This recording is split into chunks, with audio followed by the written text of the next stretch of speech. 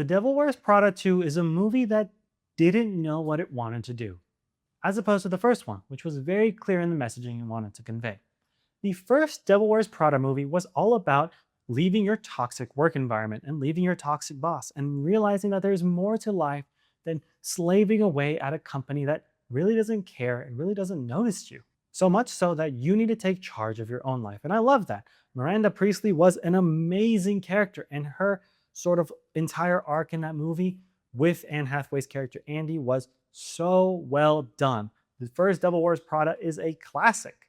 It is entertaining, it is very heartfelt, but The Devil Wears Prada 2 did not know what it wanted to do exactly. There were many hints of themes where it talked about art being overtaken by corporations and taking out the humans of art and just focusing on profit. That was a huge theme in the movie. But there was also themes about like betrayal and interpersonal dynamics of the characters. And there was also themes about the newer Gen Z characters coming through and working in a corporate job and how they worked in a corporate environment. And there was also talks about journalism and how authentic journalism still needs to be prevalent today. And we can't be lying and manipulating our audiences. And then we also had a whole topic about rich billionaires and how the female billionaire, Lucy Liu, in the movie was very kind and empathetic. She wanted to save the paper at the end, but you also have some dumb male billionaires who are like, I don't know, what are we doing? There were so many pieces going on, and don't even get me started on Miranda Priestley's growth as a character to understand that she has been overlooking her staff and finally gets to notice them. These are all wonderful themes, but there were too many. This movie, had it streamlined itself to only a few different topics, would have done tremendously better. But because there were so many eggs in this basket, it didn't have enough time to focus on any of them enough. And don't get me started about the random love interest that was introduced for Andy. Why is this real estate guy even in the movie? I understand, I love that they can have loving relationships and they can have great moments together, but he was not important to the plot of the movie. In fact, he detracted so much. Why was she looking for an apartment in the first place? I understand she's going to live somewhere in New York. I don't need to see her with the house hunting process. That detracted entirely from the movie. Like, there's so much in this movie that just could have been taken out and focused on these specific other themes. I loved Miranda's growth after all these years of finally noticing the people doing such hard work in this industry and the human aspect. And I loved the corporate side trying to take over, and ruin the humanity out of art. If they just focused on those two themes together and being like, hey, we know that humans make the best type of art. When Andy left long time ago, she realized that humans and people were the most important thing about this company. And that's what we're going to bring back. We're going to talk about that. But instead, they had other things where Emily Blunt's character also had the whole betrayal storyline, which, again, was good and it could have worked well with those central themes, but it wasn't enough time to let it sit.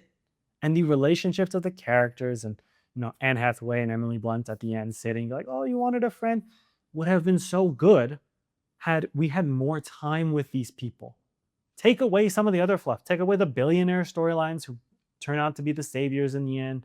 Take away the sort of Gen Z characters who had these sort of moments where they're like, oh, stepping up, and take away like this whole other romantic storyline, because Andy as a character needed to be more involved in the company. Like, she's now coming with so much knowledge of the outside world and changing things from within. That's why Miranda Priestley starts noticing her employees more.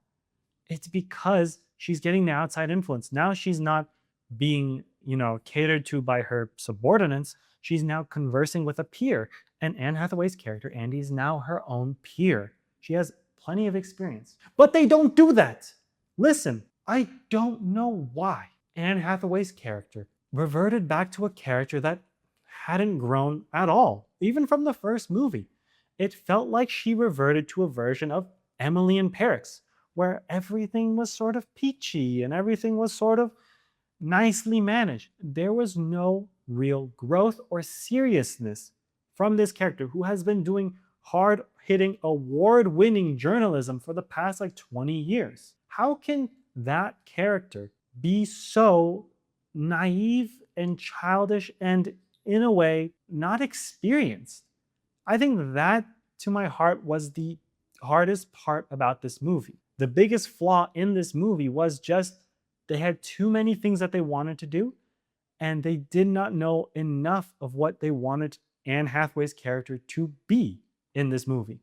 They didn't want her to be a central role. They wanted her to be experiencing all these different plot lines. They didn't want her to have established a whole arc for her character. And I think that's the biggest fault. Because the biggest example of what I can tell you of how stupid the movie made everything seem was when Miranda Priestley is talking to this big CEOs and the people in the industry, and Anne Hathaway's character, Andy, goes, "Oh man, like, I wish we could listen to what they're saying." And then her assistant goes ahead and is like, "I'll be right back."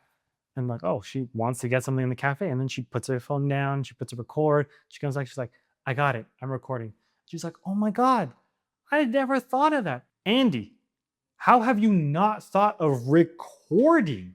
You have been a journalist for 20 years. How could you see them talking and go, "Oh, I wish I had some way to hear them"?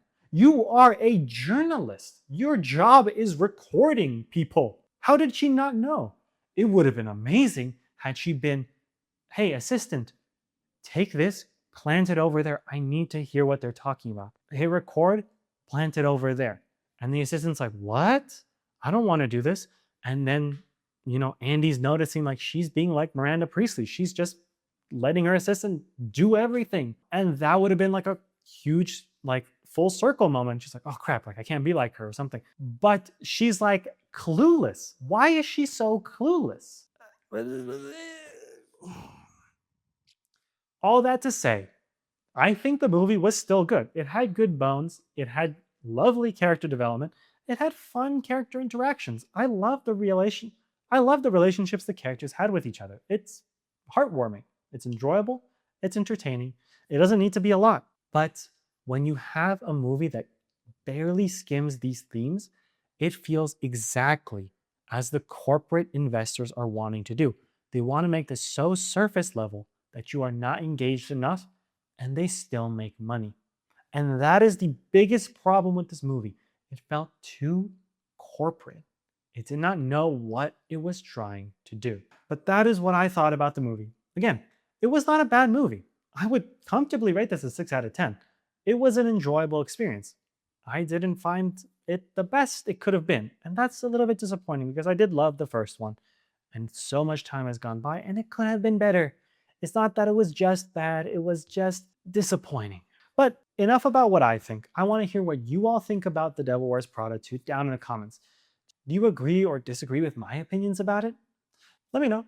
And if you enjoyed, let me know. And if you enjoyed this video, consider dropping a like and subscribing for more.